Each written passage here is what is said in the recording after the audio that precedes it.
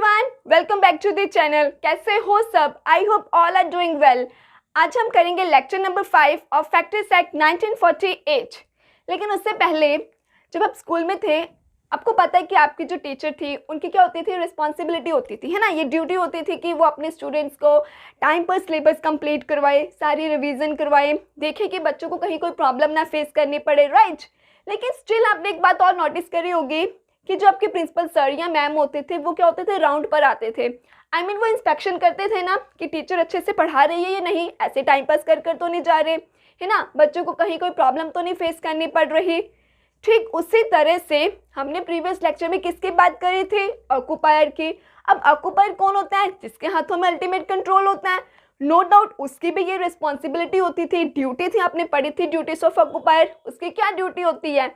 वो इस बात का ख्याल रखता है कि फैक्ट्रीज एक्ट में जो प्रोविजंस बनी गई है वर्कर्स के बेनिफिट के लिए, वो बेनिफिट उनको मिले।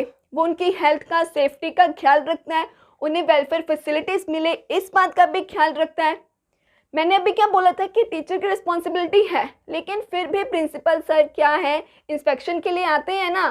ठीक उसी तरह से ऑक्यूपायर की ड्यूटी तो बनती है कि वो सारे बेनिफिट सारे उनकी वर्कर्स को प्रोवाइड करे, ठीक है, उनकी सेफ्टी और हेल्थ का ख्याल रखे। लेकिन फिर भी जैसे प्रिंसिपल सर इंस्पेक्शन के लिए आते हैं, ऐसे ही स्टेट गवर्नमेंट क्या है? इंस्पेक्टिंग स्टाफ को अपॉइंट करती है। क्यों अपॉइंट करती हैं? वो ये एग्जामिन करने के लिए कि क्या सच में वर्कर्स को वो बेनिफिट मिल रही है, कहीं वर्कर्स को एक्सप्लॉइट तो नहीं किया जा रहा, वर्कर्स को कोई प्रॉब्लम तो नहीं फेस करनी पड़ रही। तो इसीलिए स्टेट गवर्नमेंट क्या है? अपॉइंट करती है इंस्पेक्टिंग स्टाफ को। यस, तो आज के इस पर्टिकुलर वीडियो में हम इसी के बारे में बात करने जा रहे हैं। इंस्पेक्टिंग स्टाफ जिसको एक स्टेट गवर्नमेंट क्या है? अपॉइंट करती है एग्जामिन करने के लिए, ठीक है। अब वो कौन कौन से पर्सन्स हैं?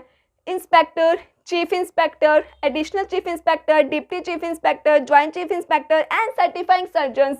ये सब वो पर्सन्स हैं जिनको स्टेट गवर्नमेंट क्या करती है? अपॉइंट करती है।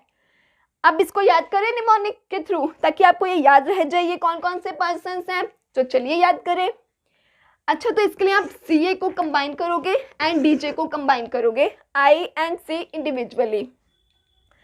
तो I से आप क्या याद रखोगे? इशिता, CA, इशिता CA बन गई इस खुशी में DJ चलाओ एंड लेट्स सेलिब्रेट। कैसे याद रखोगे? इशिता CA बन गई इस खुशी में DJ चलाओ एंड लेट्स सेलिब्रेट। ठीक है, तो I से क्या है आपका? इंस्पेक्टर, C से क्या है? चीफ इंस्पेक्टर, A से एडिशनल चीफ इंस्पेक्टर, D से डिप्टी चीफ इंस्पेक्टर, J से joint chief inspector and C से सर्टिफाइंग सर्जन। अब याद रह जाएगा, इशिता CA बन गई, DJ चलाओ इस खुशी में एंड लेट्स सेलिब्रेट। ठीक है, तो आई होप इस निमोनिक से आपको याद रहेंगे वो कौन कौन से पर्सन्स हैं जिनको स्टेट गवर्नमेंट अपॉइंट करती हैं एग्जामिन करने के लिए, इंस्पेक्शन करने के लिए। हम एक एक करके समझते हैं कि ये होते कौन हैं। सबसे पहले बात करते हैं इंस्पेक्टर की। ये तो बात आप याद रख लेना कि इन सबको अपॉइंट कौन करेगी? स्टेट गवर्नमेंट अपॉइंट करेगी। यहाँ पे सेंट्रल गवर्नमेंट का कुछ नहीं है, यहाँ पर स्टेट गवर्नमेंट ही क्या है? इनको अपॉइंट करेगी। तो इंस्पेक्टर देखते हैं सबसे पहले। मान के चलिए ये कौन है? इंस्पेक्टर। इसको कौन अपॉइंट करेगा? साथ साथ याद करो, कौन अपॉइंट करेगा इसको?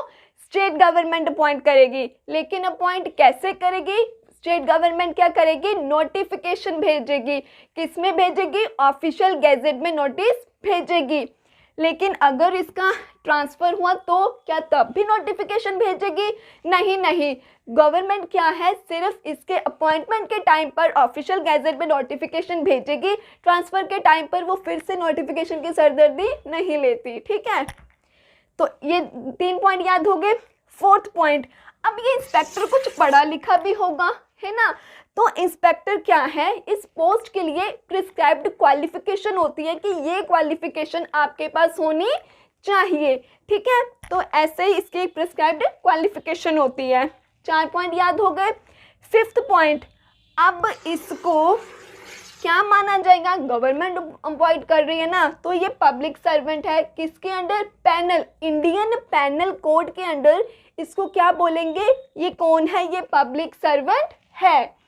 और अब हर एक डिस्ट्रिक्ट का मैजिस्ट्रेट भी होता है, ठीक है। मानकर चलिए ये कौन है, ये जलंधर डिस्ट्रिक्ट का मैजिस्ट्रेट है। तो इस डिस्ट्रिक्ट का जो मैजिस्ट्रेट है ना, वही उस होल डिस्ट्रिक्ट का क्या होगा, इंस्पेक्टर होगा। एवरी मैजिस्ट्रेट, वो मैजिस्ट्रेट को ही आप क्या कहते हो कि वो क्या है, इंस्पेक्टर है उस डिस्ट्रिक्ट का, ठीक है। मान लो अगर ये जलंधर सिटी का मैजिस्ट्रेट है तो इसको क्या बोलेंगे, ये इंस्पेक्टर है, ठीक है। ये पॉइंट भी लर्न हो गया। चलो इतना समझ में आ गया आपको इंस्पेक्टर क्या होता है, ठीक है जी, समझ में आ गया। मतलब कि इंस्पेक्टर क्या होता है, लेकिन इंस्पेक्टर के हाथों में अगर आप कहते हो कि उसको इंक्वायरी करने जानी है तो आपको उसको कुछ पावर तो देनी पड़ेगी ना, उसके हाथों में एक पावर होगी, तभी वो काम जाके कर सकता है, तभी वो अगले बंदे पे रौब दिखा सकता है ना। तो अब इनकी पावर्स को ना हम स्टोरी से याद करते हैं। सबने सीआईडी देखा होगा, है ना, ऑलमोस्ट सबने देखा होगा। ये एसीपी प्रद्युमन को मान के चलो ये कौन है, इंस्पेक्टर है, ठीक है। और इनको इस पर्टिकुलर फैक्ट्री की क्या करनी है, इंक्वायरी करनी है, एग्जामिन करने जाना है। तो ये एसीपी प्रद्युमन, जो इंस्पेक्टर प्रद्युमन है, इसको स्टेट गवर्नमेंट ने क्या करा, अपॉइंट कर दिया। क्यों अपॉइंट करा, इस फैक्ट्री को एग्जामिन करने के लिए।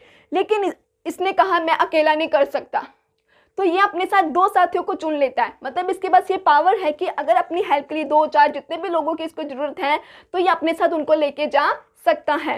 मान लो इसने अपने 2 साथी अभिजीत और दया को चूज करा, ठीक है। इसने कहा मैं इन दोनों को लेके जाऊंगा, लेकिन क्या वो ऐसे राह चलते किसी पर्सन को कह सकता है कि तुम मेरे साथ आ जाओ एग्जामिन करने, नहीं। ये जो 2 पर्सन है ना, अभिजीत और दया, कहते हैं ये दोनों जो पर्सन इंस्पेक्टर अपने साथ लेके जा रहा है, ये कौन होने चाहिए, सरकारी मुलाजिम होने चाहिए, ठीक है। वो गवर्नमेंट सर्विस करते होने चाहिए। मर्जी है कि वो 2 लेके जाना है, 4 लेके जाना चाहता है। हमारी स्टोरी के हिसाब से ये इंस्पेक्टर प्रद्युमन ने अपने साथ 2 साथी लिए, अभिजीत एंड दया, ठीक है। पावर समझ में आ गई, अपने साथ पर्सन्स लेके जा सकता है अपनी हेल्प के लिए, लेकिन वो सरकारी मुलाजिम होने चाहिए। अब स्टोरी से इनकी बाकी की बात समझो। तो इसने कहा ठीक है मैं इन दोनों को साथ लेके जाता हूँ। ये इन दोनों को साथ लेके गया इस फैक्ट्री को एग्जामिन करने के लिए।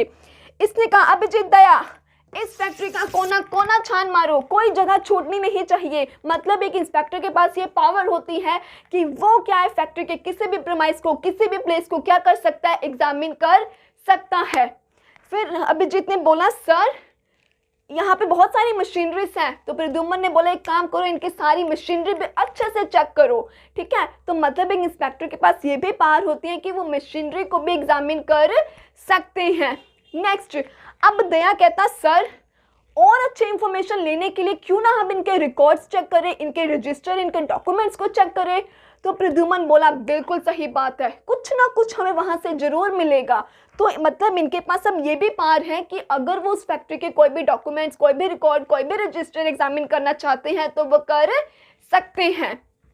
फिर ये प्रद्युमन दया को बोला दया कुछ तो गड़बड़ है। इस जगह पे कहता कुछ तो हादसा हुआ है, मतलब फैक्ट्री के इस जगह पे कहता कुछ तो हादसा हुआ है, कुछ तो गड़बड़ी है। मतलब कि अगर उस फैक्ट्री में कोई भी हयारियस मतलब प्रोसेस के दौरान या कुछ भी डेंजरस इंसिडेंट हुआ तो उस मामले को इंक्वायरी करने की भी इनके पास क्या होती है, पावर होती है, ठीक है। अब मान लो इनको लगा कि इस प्लेस में कुछ गड़बड़ है ना, यहाँ पर कुछ हुआ है, कुछ तो इंसिडेंट हुआ है। अब ये फैक्ट्री में काम करने वाले और लोगों से भी तहकीकात कर सकते हैं, पूछ सकते हैं कि अगर कोई आई विटनेस है तो ये पूछ सकते हैं कि एक्चुअल में यहाँ क्या हुआ था, आपको क्या लगता है इसका क्या कारण रहा होगा, ये किसकी लापरवाही से हुआ होगा, किसने जानबूझकर किया या एक्सीडेंटली हुआ, ठीक है। ये आपस में ऐसे क्या है, काम करने वाले वर्कर से तहकीकात कर सकते हैं। फिर इनको लगा मान लो ये जो प्लेस है, कहते यहाँ गड़बड़ हुई है, अगर ये इस प्लेस को सील करना चाहते हैं तो ये सील कर सकते हैं। आप लोगों ने सीआईडी में देखा भी होगा कि वो क्या होता है कि जहाँ पे हादसा हुआ होता है वो उस जगह को सील कर देते हैं, ऐसे लॉक लगा देते हैं ना, डेंजर जगह को साइन सा लगा देते हैं। तो इनके पास राइट है। अब इसने कहा यहाँ पे कुछ तो गड़बड़ है, इस प्लेस को हमें सील करना होगा, तो ये सील कर सकते हैं, ठीक है। फिर ना दया को लगा सर इस मशीनरी में भी कुछ गड़बड़ है, तो वो मान लो किसी मशीनरी में या किसी भी डॉक्यूमेंट में, उनको किसी भी रजिस्टर में कुछ भी ऐसे किसी भी आर्टिकल में गड़बड़ी लग रही है, अगर वो उस चीज़ को सीज जब्त करना चाहते हैं तो वो जब्त भी करके रख सकते हैं। फिर मान लो ये इस प्लेस में इनको गड़बड़ी लग रही थी, है ना, तो अपने इंक्वायरी के टाइम पर अगर ये यहाँ पे कुछ भी रिकॉर्डिंग करना चाहते हैं, कुछ भी फोटोग्राफ लेना चाहते हैं, कुछ मेजर करना चाहते हैं, तो ये वो भी कर सकते हैं। इनको ऑक्यूपायर रोक नहीं सकता कि आप हमारी जगह की रिकॉर्डिंग क्यों कर रहे हो या आप फोटोग्राफ्स क्यों ले रहे हो, वो ऐसा कर सकते हैं। यहाँ तक कि अगर इस इंस्पेक्टर को लगा कि ये जो मशीनरी है ना ये बहुत डेंजरस है, ठीक है, कि ऑक्यूपायर इसको अपने फायदे के लिए यूज़ कर रहा है, इससे वर्कर्स को बहुत इंजरी होने के चांसेस है या उनकी हेल्थ खराब होने के बहुत चांसेस हैं, तो इस केस में ये जो प्रद्युम्न है ना ये इस मशीनरी को क्या कर सकता है, या मान लो कोई आर्टिकल भी हो सकता है, कोई सब्सटेंस भी हो सकता है, ऐसे वो क्या कर सकता है, इनको उसकी पोजेशन अपने पास ले सकता है या फिर डिटेन कर सकता है। मतलब वो कह सकता है कि इस पर्टिकुलर मशीनरी का या इस आर्टिकल का क्या है यूज़ करना आप बंद कर दे। समझ में आ गई इनके पावर, ठीक है। तो ये सभी क्या है, इनके पावर्स होते हैं कि इंस्पेक्टर के हाथों में। आई होप अब इनकी स्टोरी से आपको सारे के सारे पावर्स याद रह जाएंगी। सेक्शन लर्न हम एंड में करते हैं, ठीक है। तो इंस्पेक्टर समझ में आ गया सबको। अच्छा एक बात और, ये जो आए थे अभी 3 लोग, ये अभिजीत, दया और प्रद्युम्न जी, मान लो ये इस फैक्ट्री का ऑक्यूपायर था, ठीक है। अगर इसने बोला कि मैं आपको इंक्वायरी नहीं करने दूंगा, मान लो इन्होंने कहा ये रजिस्टर दिखाइए, ऑक्यूपायर कहता नहीं दिखाऊंगा, क्या कर लोगे, या वो कहे मैंने इस मशीनरी को दिखाऊंगा, मतलब वो किसी भी तरह से अगर इनको एग्जामिन करने से कैसे भी रोक टोक रहा है या मना कर रहा है, तो ये जो ऑक्यूपायर है इसको पेनल्टी पड़ेगी 6 महीने या उससे ज़्यादा की इम्प्रिजनमेंट जेल, या फिर 10,000 उससे ज़्यादा का क्या हो सकता है, इनको फाइन हो सकता है, या दोनों, बोथ इम्प्रिजनमेंट और फाइन बोथ, सेक्शन 95 के अंडर। अब एक बात और, अब ये 3 महाराज जी ने इसकी फैक्ट्री में एग्जामिन करा, इंक्वायरी करी है, नो डाउट इन्होंने इंक्वायरी करी है, मतलब इनको इस फैक्ट्री का सब कुछ पता चल गया, सारे रिकॉर्ड्स सारी चीज़ें पता चल गई। अब अगर कहते हैं ये जो है इंफॉर्मेशन कहीं और बाहर जाके किसी को बता दे, कोई इंफॉर्मेशन उनकी, यार ये चीज़ें अपनी कॉन्फिडेंशियल होती हैं, है ना, हम हर एक के साथ नहीं शेयर कर सकते। अब इनको तो एग्जामिन ही मतलब अपॉइंट इसलिए किया गया था, इनको तो बताना पड़ गया, नहीं बताता बेचारा तो उसको फाइन पड़ता या जेल होती। तो अब इस केस में अगर इनके पास सारी इंफॉर्मेशन है तो कहते हैं सेक्शन 118 कहता है कि आपकी ये स्टैट्यूटरी रिस्पॉन्सिबिलिटी बनती है, ड्यूटी बनती है कि आप उस इंफॉर्मेशन को कहीं भी लीक नहीं कर सकते, किसी को भी बाहर जाकर नहीं बता सकते, ये चीज़ें कॉन्फिडेंशियल ही रखनी पड़ेंगी, ठीक है। ये था ऑल अबाउट इंस्पेक्टर के बारे में। अब हम बात करते हैं चीफ इंस्पेक्टर की। तो जो चीफ इंस्पेक्टर है, मान लो ये कौन है, चीफ इंस्पेक्टर हैं। अब सारे पॉइंट्स ना सेम ही आएंगे, ठीक है। इंस्पेक्टर थोड़ा बड़ा सा था। चीफ इंस्पेक्टर को भी कौन अपॉइंट करेगा, स्टेट गवर्नमेंट ही करेगी, अपॉइंट करेगी। कैसे अपॉइंट करेगी, नोटिफिकेशन भेजेगी ऑफिशियल गैजेट में, ठीक है। और इसको भी इंडियन पेनल कोड के अंडर क्या माना जाएगा, क्या माना जाएगा, पब्लिक सर्वेंट माना जाएगा। एक इंपॉर्टेंट पॉइंट वो मैं आपको बताना भूल गई, इंस्पेक्टर के दौरान भी और इन सब के दौरान वो पॉइंट सब में लागू होगा कि इन सब का ना, जिस फैक्ट्री को ये एग्जामिन करने जा रहे हैं उस फैक्ट्री में डायरेक्टली या इनडायरेक्टली इनका आपस में कोई रिलेशन नहीं होना चाहिए। मान लो ये जो चीफ इंस्पेक्टर है इस फैक्ट्री में एग्जामिन करने के लिए गवर्नमेंट इसको अपॉइंट कर रही थी, लेकिन गवर्नमेंट को पता चला कि इसका तो इस फैक्ट्री से कहीं ना कहीं कुछ ना कुछ नाता है। मान लो हो सकता है इसने मशीनरी लेकर दी हो, इसका पेटेंट के थ्रू कोई रिलेशन हो, ये यहाँ का वर्कर हो, ऑक्यूपायर हो, किसी भी तरीके से अगर इसका कोई रिलेशन है तो गवर्नमेंट इसकी ड्यूटी नहीं इसको देगी, इसको डिस्चार्ज कर देगी। फिर चाहे वो चीफ इंस्पेक्टर है, इंस्पेक्टर है, सर्टिफाइंग सर्जन है, कोई भी है, ठीक है। बस उसका उस फैक्ट्री के साथ उस बंदे का क्या डायरेक्टली या इनडायरेक्टली रिलेशन नहीं होना चाहिए। अब पूछोगे क्यों नहीं होना चाहिए, क्या ही फर्क पड़ता है, तो सुनो। मान लो आप लोग +2 का एग्जाम देने गए हो, राइट, वहां पर ड्यूटी लगी आपके खुद के स्कूल के टीचर की।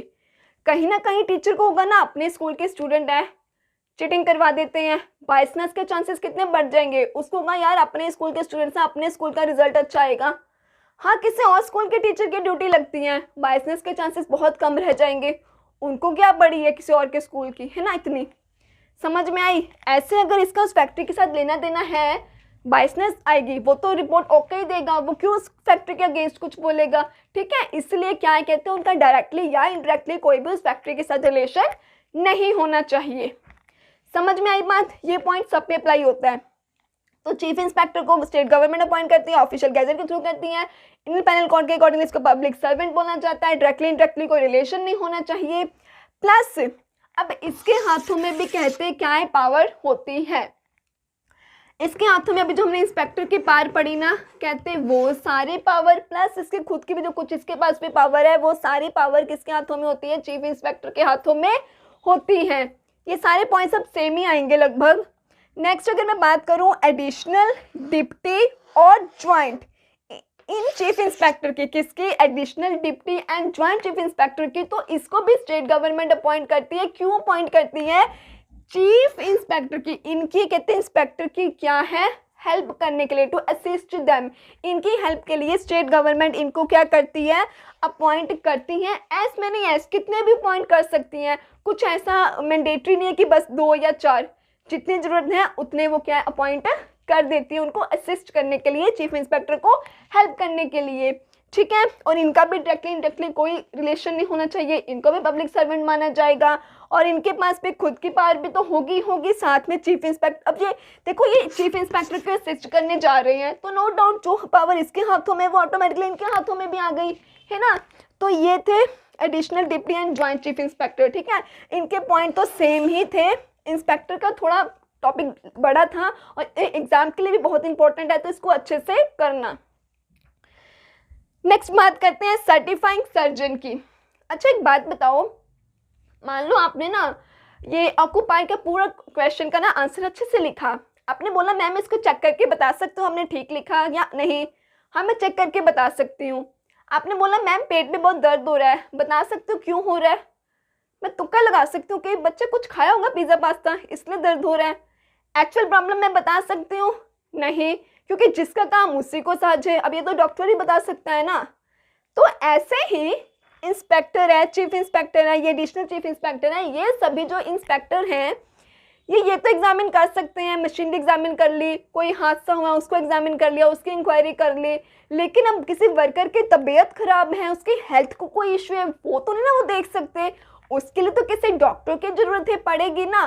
तो इसीलिए वर्कर्स की हेल्थ के लिए स्टेट गवर्नमेंट किसको अपॉइंट करती है, स्टेट गवर्नमेंट सर्टिफाइंग सर्जन को अपॉइंट करती है। सेक्शन 10 क्या कहता है, स्टेट गवर्नमेंट किसको अपॉइंट करेगी, फिर सर्टिफाइंग सर्जन को, मतलब एक मेडिकल प्रैक्टिशनर होगा वो, जिसको विद इन लोकल लिमिट्स के स्टेट गवर्नमेंट क्या करती है, अपॉइंट करती है वर्कर्स की हेल्थ को एग्जामिन करने के लिए। अब मान लो ये एक सर्टिफाइंग सर्जन था, ठीक है, मतलब एक मेडिकल प्रैक्टिशनर, ठीक है। इसको स्टेट गवर्नमेंट ने अपॉइंट करा कि इस फैक्ट्री को तुम क्या करो, एग्जाम, इस फैक्ट्री के जो वर्कर्स हैं उनकी हेल्थ को एग्जामिन करना है, उनको सर्टिफाइड करना है। लेकिन इसको कुछ एमरजेंसी पड़ गई, ये तो अब 2-3 महीने को अपने जॉब मतलब काम कर ही नहीं सकता, अपनी ड्यूटी परफॉर्म कर ही नहीं सकता। तो अब यहाँ पर इसके पास ये राइट होता है कि अपनी जगह ये किसी और मेडिकल प्रैक्टिशनर को क्या है, अपॉइंट कर सकता है कि भाई देख मैं तो बिजी हूँ, मेरे को कोई इमरजेंसी आ पड़ी है, मैं यहाँ नहीं जा सकता, एक काम करो मेरी जगह तुम चल जाओ। तो ये यहाँ पे इसकी जगह जा सकता है, लेकिन ये भी मेडिकल प्रैक्टिशनर ही होना चाहिए, अपने घर में से ऐसे किसी को उठा के नहीं भेज सकते, ठीक है।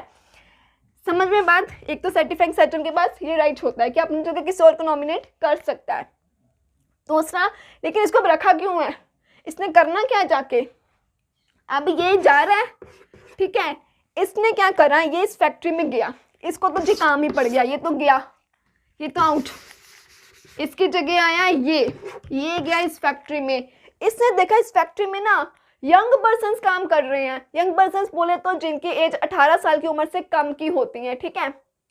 कहता अरे यंग पर्सन्स काम कर रहे हैं इस फैक्ट्री में, ये क्या करेगा, उनको एग्जामिन करेगा, ठीक है, उनको देखेगा कि क्या ये मेडिकली फिट है या नहीं। इसने देखा ये कुछ क्या है, यंग पर्सन्स हैं, ये इस फैक्ट्री में काम कर रहे हैं, ये इन सबको एग्जामिन करेगा, देखेगा मेडिकली फिट हो भी इसमें काम करने के लिए कि नहीं। तो इससे देखा ये पर्सन मेडिकली फिट है, ये भी फिट है, ये भी फिट है, ये भी फिट है, ये भी फिट है, ये इनको सर्टिफिकेट दे देगा, सर्टिफिकेट दे देगा कि ठीक है तुम लोग मेडिकली फिट हो, इस फैक्ट्री में काम कर सकते हो। लेकिन ये दो पर्सन्स फिट नहीं थे तो ये इनको क्या है, फैक्ट्री में काम करने के लिए अलो नहीं करेगा। समझ में आ गई बात। फिर जो जी ये यंग पर्सन का काम तो हो गया। अब ये और आगे चलता चलता चलता इसने देखा अरे यहाँ पर ये कितना डेंजरस प्रोसेस हो रहा है, कितना डेंजरस काम हो रहा है, इतना हजार्डियस प्रोसेस हो रहा है इस फैक्ट्री में। अब ये देखेगा कि इस प्रोसेस में ये पर्सन्स काम कर रहे हैं, कहता है ये चंगे भले भी हैं, इन्हें कुछ हुआ तो नहीं है, इनकी तबीयत तो नहीं बिगड़ रही। तो यहाँ पर ये क्या करेगा, टाइम टू टाइम ऐसे प्रोसेस में जो डेंजरस प्रोसेस में काम कर रहे हैं वर्कर्स, उनकी क्या करेगा, हेल्थ चेकअप करेगा। ये देखेगा कि इस प्रोसेस के दौरान वर्कर्स की तबीयत बिगड़ तो नहीं रही, उनको कोई हेल्थ इश्यूज तो नहीं आ रहे, अगर आ रहे हैं तो क्या उनको हम रिकवर कर सकते हैं, ऐसे प्रोसेस को करने से पहले हम क्या मेजर उठा सकते हैं जिससे मतलब कोई भी इंजरी ना हो या कोई हेल्थ इश्यूज ना हो। समझ में आ गई बात। ये भी हुआ।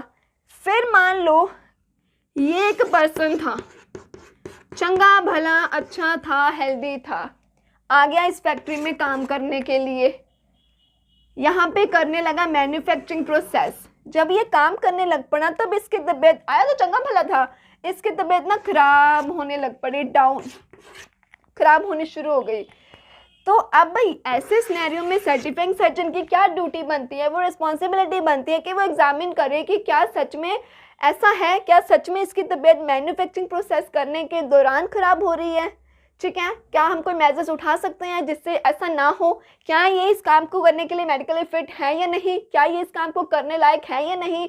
ठीक है, इसके अलावा मान लो फिर इसको पता चला, आगे जाता जाता पता चला कि अब इस जगह पे क्या हो रहा है, यहाँ पे इन्होंने मैन्युफैक्चरिंग प्रोसेस का स्टाइल ही बदल दिया, न्यू स्टाइल अडॉप्ट कर लिया, या न्यू आर्टिकल अडॉप्ट कर लिया। ठीक है, अब ये इसकी ड्यूटी बनती है ये एग्जामिन करे कि न्यू जो इन्होंने प्रोसेस अपनाया है या जो न्यू आर्टिकल यूज़ करने लगे हैं वो कितनी मतलब वर्कर्स की हेल्थ के लिए डेंजरस तो नहीं है, उन्हें कोई नुकसान तो नहीं होगा। सुपरवाइज करेगा कि कैसे होने वाली मतलब मिसहैपनिंग्स को, इंजरीज को या हेल्थ इश्यूज को कैसे आप मिनिमाइज कर सकते हो, कैसे एलिमिनेट कर सकते हो। ठीक है, वर्कर्स कौन सा वर्कर इस काम को करने के लिए फिट है या नहीं, ये जो स्टाइल न्यू अडॉप्ट करा है वो ठीक है या नहीं।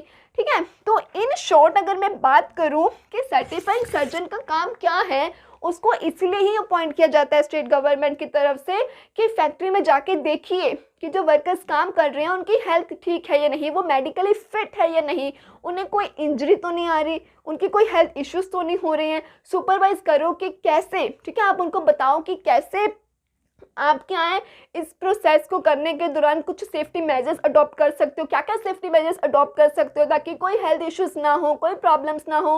वर्कर्स को चेकअप करो उनका अच्छे से कि क्या वो मेडिकली फिट है या नहीं, अगर है तो उनको सर्टिफिकेट दो कि हाँ ये लोग ये काम कर सकते हैं, नहीं है तो मना करो। ठीक है, मतलब वर्कर्स की हेल्थ के लिए ही इनको अपॉइंट किया जाता है।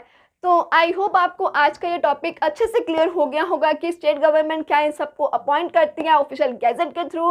ठीक है, ये सभी पब्लिक सर्वेंट माने जाते हैं इंडियन पेनल कोड के अंडर, और इनका डायरेक्टली एंड इनडायरेक्टली किसी भी तरह से क्या है कोई भी फैक्ट्री के साथ रिलेशन नहीं होना चाहिए। तो ठीक है, हाँ अब बात करते हैं इनके सेक्शन की।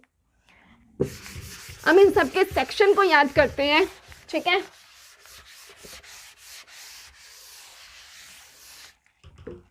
सबसे पहले सेक्शन आता है सेक्शन 9, किसका, पावर ऑफ इंस्पेक्टर। इंस्पेक्टर की पावर के बारे में क्या सेक्शन है, इंस्पेक्टर की पावर सेक्शन 9। इसको कैसे याद करना है आपको,